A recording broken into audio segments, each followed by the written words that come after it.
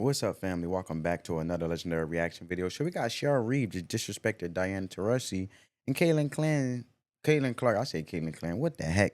Caitlin Clark's fans were right. Let's go. The USA women's basketball team, once considered invincible, is facing unprecedented challenges in Paris, as Diana Taurasi, the veteran star, finds herself benched after a string of disappointing performances. Sheesh. The absence of one player looms larger than ever, Caitlin Clark. The decision to leave Clark off the Olympic roster has come back to haunt Team USA, with fan support dwindling and their golden legacy at risk. But while Team USA struggles, Caitlin Clark is busy writing her own redemption story. Free from the pressure of the Olympics, she's laser focused on what could be a historic playoff run with the Indiana Fever. Folks, buckle up, because what Caitlin Clark is about to do in the WNBA playoffs might just change the landscape of women's basketball forever. But until then, Team USA's struggles without Clark have been glaringly obvious. The squad... I feel like, at the end of the day, Caitlin Clark is going to use that as motivation. I'm sure she knows that all individuals in her fan base are talking, and she's going to use that as a motivation to continue to be great, and she's going to have a great drive in the playoffs, and taking this time off, reevaluating herself and her gameplay. It will be very essential to the success as she continues to shoot up her success, or shoot up within her success and being the greatest of all time, what she is. And that's how I'm taking it right now. You know what I'm saying?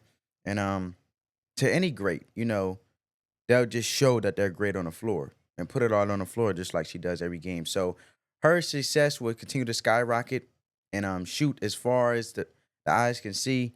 And she's going to continue to blow by the critics and also blow, how can I say, blow things out of the water and continue to be great. I do believe that. Once dominated the international stage is now looking vulnerable, and the fans are taking notice. In their game against Nigeria, the arena was far from full, with only 12,436 fans showing up. That's a far...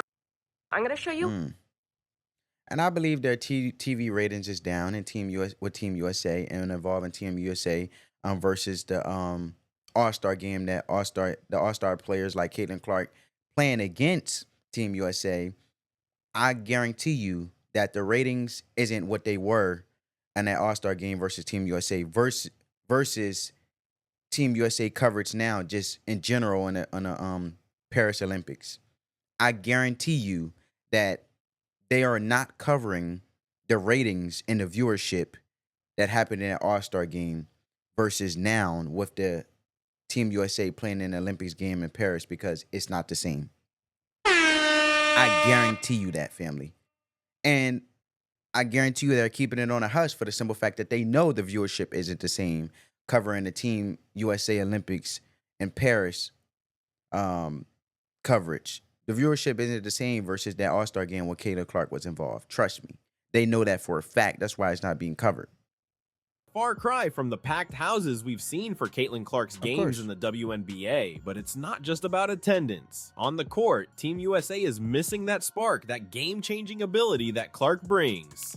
Against Nigeria, they squeaked by with an 88-74 win, a score that would have been unthinkable in previous Olympics. The absence of Clark's long-range shooting, her court vision, and her ability to energize both teammates and fans is really what was missing in this call-up. Let's break it down. In the WNBA, Clark is averaging over 17.1 points and 8.2 assists per game. She's not just scoring, she's making everyone around her better. That's exactly what Team USA is missing right now. They're winning, sure, but they're not dominating, they're not inspiring, and they're certainly not drawing the crowds or the excitement that Caitlin Clark does on a nightly basis in the WNBA. The decision to leave Clark off the team is looking more questionable with each passing game. It's not just about her stats, it's about the energy she brings, the fans she attracts, and the way she elevates the entire game of basketball. Team USA took a gamble by not including her, and right now, it looks like they're on the losing. They didn't take a gamble.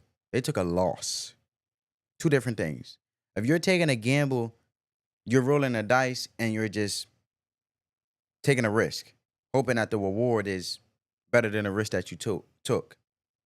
This was just a obvious decision that should have been made that wasn't made. The same way we can say about the Indiana Fever coach coaching Caitlin Clark that it's obvious that she's not a good coach from the standpoint of looking on the outside perspective from her lens, sitting on the side as a coach or standing on the side as a coach. Because it's always good to get two different perspectives. From a player perspective, actually being on the floor and seeing the floor, and from a fan base slash coach perspective, being on the outside of the floor, right? The outskirts. And having two different lanes creates two different perspectives, which then could be valuable so you can get the further insight to be effective as a team. That's the whole benefit of a coach, and also drawing up plays, um, along with getting the team suggestions and endpoint. I mean, the teammates or the team players' suggestions and inputs, so they can be very effective to reach the ultimate goal as a community and as a family, a little family within that team or in organization and franchise to take it a step further to reach the ultimate goal, which is to win games and ultimately win the championship. So a coach is a leader, just as a point guard would be leading offensively as a leader to orchestrate the offense. The coach is creating that offense in a sense. So what I'm saying is obviously is obvious as a fan base, as we can see, they're not doing their due diligence to be so ignorant to the simple fact that they're not making the right choices that is so obvious to the simple fact that's why they're taking these losses. So it's not a gamble. Because if they were gambling or taking a gamble on their choices, then they would constantly be trying to adjust. They don't seem to be adjust. They seem to be very hardened on the choices that they're making and like they're so effective when they're really not. Of that bet. While Team USA grapples with their Olympic challenges, Caitlin Clark is making the most of her time back home. Far from sulking about the Olympic snub, Clark has turned this period into a golden opportunity for growth and preparation. Sources close to the Indiana Fever report that Clark has been putting in extra hours in the gym, fine-tuning her already lethal shooting stroke and working on her conditioning. But it's not just about individual workouts. Clark has been actively engaged with her Fever teammates, building chemistry and developing new plays that could become game changers in the upcoming playoffs. What's truly remarkable is Clark's mindset during this time. She's approaching her training with a mix of determination and joy that's infectious. This period of focused training, free from the pressures of Olympic competition, could be a blessing in disguise for Clark and the Fever. While her Olympic counterparts are dealing with the stress of international competition and the scrutiny that comes with it, Clark is building a foundation for what could be a historic playoff run. Now let's talk about what we're all really excited for. Caitlin Clark in the WNBA playoffs. If you thought Clark was impressive in the regular season, buckle up because the playoffs are where legends are made. Clark has already shown us glimpses of her playoff potential. Remember her performance. And you gotta love it because she's taking care of her body. She's enjoying the process, let alone being great at the transition from coming from college basketball to the big leagues, or the WNBA. And she's a number one draft pick for a reason. You know what I'm saying? Despite the championship, she'll get there most definitely. And she's definitely the rookie of the year. I mean, I know it's a lot of controversy behind the rookie of the year standpoint. A lot of people are going off the stance of she's not winning many games, but look at from the basketball, the men's league perspective. Look at Kareem Abdul-Jabbar. He was a rookie of the year. He didn't win many games with the Lakers. So, it's a lot of controversy. I understand that. I've been seeing a lot of things surrounded around Jay Williams. If you guys do like or want my input on that, comment down below because I would like to give my input on that and why Jay Williams, and there's a lot of controversy why she's not the rookie of the year. And I give you guys my stance on why she is the rookie of the year because it's quite obvious. A lot of people want to be acting like they don't see the obvious because they want to hear what they want to hear and see what they want to see. But at the end of the day, the facts will debunk all of the obvious, ignorance that's being taken place surrounded around Caitlin Clark and so forth. Against the New York Liberty, she dropped a triple-double with 19 points, 12 rebounds, and 13 assists. That wasn't just any game. It was against one of the top teams in the league, and Clark made it look easy. But here's the thing, Clark is a different beast when the stakes are high. We saw it in college when she led Iowa to the national championship game. Now imagine that same clutch performance, but with a whole season of WNBA experience under her belt. Clark's ability to read the game is off the charts, and in a playoff series, that's going to be crucial. She'll be able to adjust game by game, exploiting weaknesses in the opposition that others might miss. In the pressure cooker of the WNBA playoffs, don't be surprised if Clark reaches new heights.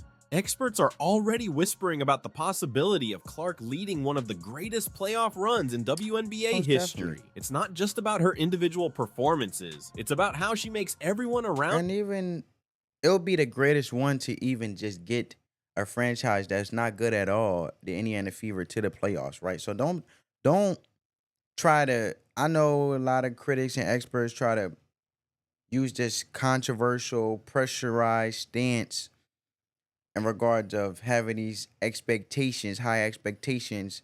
But let's take it a step back real quick and realize at the end of the day, just getting this franchise to the playoffs is big. She has time to grow. And she's already evolving at rapid speed because that's how focused she is.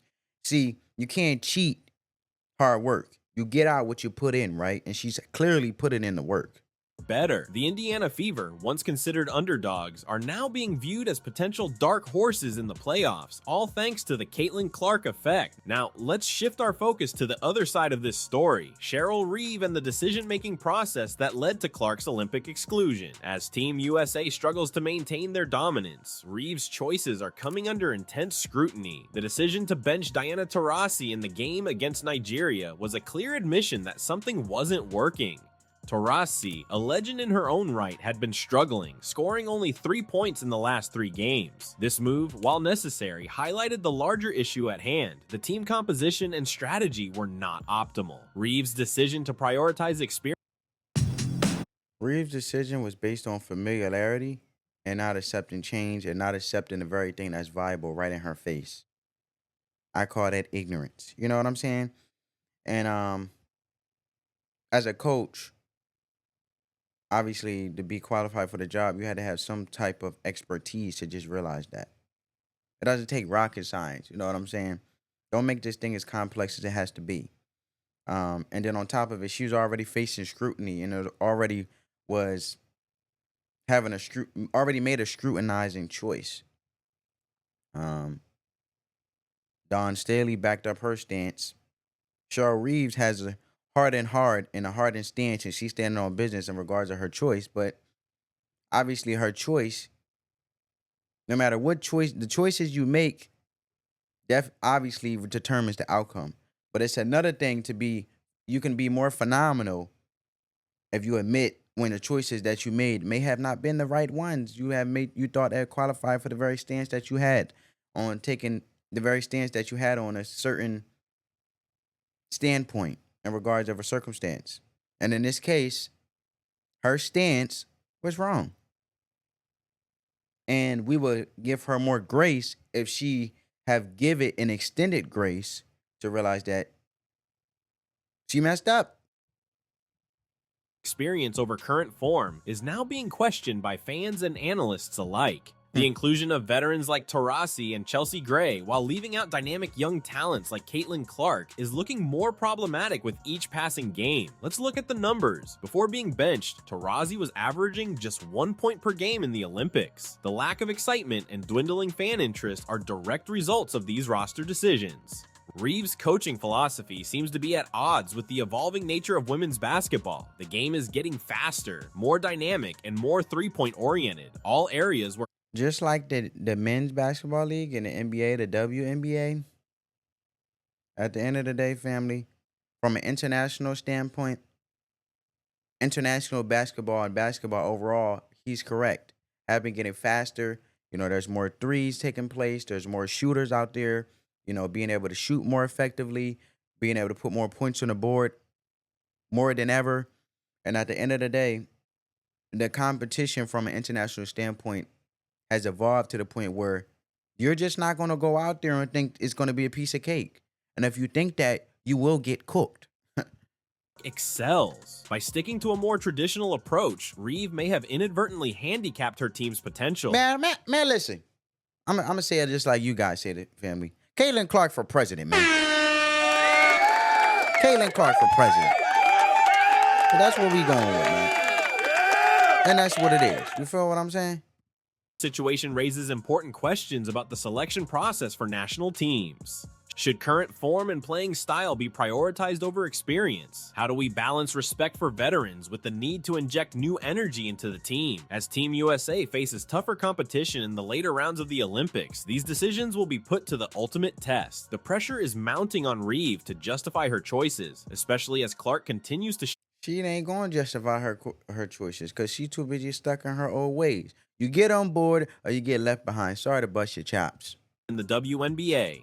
As we look beyond the current Olympics, it's clear that the landscape of USA basketball and the WNBA is shifting, with Caitlin Clark at the center of this seismic change. The future of USA basketball is at a crossroads. The dominance we've seen in past Olympics can no longer be taken for granted. Other countries are catching up, and the US needs to evolve its approach to maintain its edge. This is where Clark comes in. Clark represents the future of basketball, not just women's basketball, but the sport as a whole. Her style of play, characterized by deep three-pointers, flashy passes, and an uncanny court awareness, is where the game is headed. It's exciting, it's marketable, and most importantly, it's effective. Looking ahead to the 2028 Olympics in Los Angeles, it's hard to imagine a scenario where Clark isn't the face of Team USA. By then, she'll be in her prime, with years of WNBA experience under her belt. The question isn't whether Clark will be on the team, but rather how the team will be built around her unique talents. We're likely to see a Caitlin Clark effect in youth basketball participation rates in the coming years. For the WNBA, Clark's rise.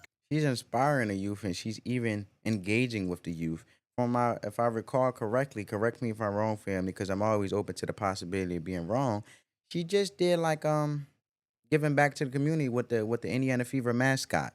You know what I'm saying? Not only is she promoting the franchise and also inspiring the youth and individuals to want to be, more intrigued to pay attention and involve themselves in the WNBA, let alone be inspired to want to be a basketball player from a woman's standpoint. She's also, like, as you can see clearly, she's giving more visibility to the game of women's basketball because I'm going to be honest with you. I wasn't checking for women's basketball until she came along. Have come at a better time. The league is growing, but it needs star power to take it to the next level. Clark has the potential to be that transcendent star, much like what Steph Curry did for the NBA with his revolutionary playing style. As we approach the WNBA playoffs, the anticipation is reaching a fever pitch. The stage is set for what could be one of the most exciting postseasons in WNBA history, and all eyes are on Caitlin Clark. But let's be clear, the road ahead is not going to be easy. The Indiana Fever will be facing teams with more playoff experience, more established stars, and defenses specifically designed to stop Clark. The pressure will be immense. Can Clark maintain her incredible form? I don't even think they're trying to. I think that's why the Indiana Fever coach need to step up her game because clearly all teams are going to realize they're going to hone in on Caitlin Clark and they're going to realize that's the main person their offense run through, and that's primarily their offense. They need to create a more better, stronger offensive stance and have many different alternatives. You can't be just surrounded by one player because the whole team is going to hone in and try to stop that one player. And at the end of the day, it's a team sport, obviously. So you have to not only surround the offense and have plays that surrounded around Caitlin Clark, but other players as well and get them more involved. And Caitlin Clark is doing that. And she's basically the coach and the darn leader of the offense, orchestrating the offense. Because clearly when she's on the floor, they know what they're doing. But when she's off the floor, they lost as ever. They don't got the sauce no more. Every possession counts. How will she handle the increased physicality of playoff basketball? Will her teammates be able to step up and support her when defenses inevitably Shout out to Aaliyah, the big. Team her? These are the questions that will be Number one right here. She steps in the up. coming weeks, and the basketball I world is think, holding yeah. its breath. Her Meanwhile, name across Aaliyah. the ocean, Team USA is battling for gold without Clark. Every game they struggle, every time they fail to dominate as expected, the spotlight on Clark's absence grows brighter. The tension between what could have been and what is I guarantee you they put her in the Olympics next year. Or what? I guarantee you they put her in the Olympics, man. The next Olympics, I'm telling you, they're gonna put her in the really Olympics. happening is palpable. And let's not forget about Cheryl Reeve and the USA basketball decision makers. They're under intense scrutiny. If Team USA fails to win gold, or even if they win but struggle to do so, how will they justify leaving a talent like Clark off the roster? The pressure on them is just as intense as it is on the players. As we head into this crucial period, the stakes couldn't be higher. For Clark, it's a chance to prove everyone I guarantee you they put her in the 2028 Olympics. doubted her wrong. For the Fever, it's an opportunity to shock I say 2028 Olympics, I guarantee the you. world. For Team USA, it's a fight to maintain their golden legacy. And for the fans, it's the promise of witnessing basketball history in the making. The tension is building, the excitement is growing, and the basketball world is waiting with bated breath. What do you think Caitlin Clark's impact will be in the playoffs? Will she lead the Fever to an upset victory? How many records do you think she'll break? And most importantly, do you think Team USA is regretting their decision to leave 2028 and 2026 Olympics. So, because the next 5 Olympics is in Milan, 2026, Los Angeles for 2028. So, they got the winter, you got the summer Olympics. 2028 is the Summer Olympics. So, man, look, I'm telling you right now, man. off the Olympic roster? Drop your predictions in the You gotta comments put her on the below. Olympics Let's in get the a first discussion going. Your insights are valuable, and I love hearing different perspectives from fellow basketball enthusiasts. And hey, if you enjoyed this breakdown and want to stay up to date with all things Caitlin Clark and WNBA, make sure to hit that subscribe button and turn on notifications. We'll be covering every twist and turn of Clark's playoff journey, and trust me, you won't want to miss it. See you in the next video. Well, family, I hope you guys enjoyed this video. I hope you guys enjoyed my insight and perspective. Comment down below your thoughts and insight. As always, I'm curious to hear. As we're a community over here, family. Let the love supersede the hate. Spread that peace, love, and positivity. Until next time, family. Peace.